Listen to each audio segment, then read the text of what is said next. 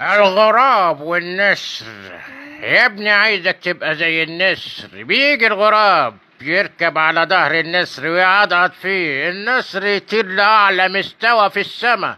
الغراب ما يعرفش ياخد نفسه وجهده يقل، بيسقط في الأرض ويقع، لكن النسر يفضل مرتفع لأعلى مستوى كنجم في السماء، لكن ما بينزلش المستوى الغراب. ففي بعض الناس يا ابني عاملين زي الغربة، يقعدوا يحقدوا فيك ويحسدوا ويبقوا كارهين الخير ليك، لكن انت اول ما بتعلى فوق في السماء هم بيسقطوا في الارض من حقدهم وغبائهم وحسدهم وغبائهم.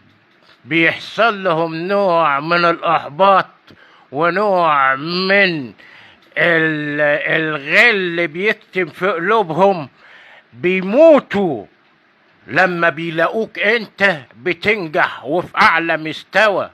فربنا يكرمهم كده بالضغط والسكر والقلب ويموتوا بحسرتهم لما يلاقوك انت مرتفع لأعلى مستوى زي النسر.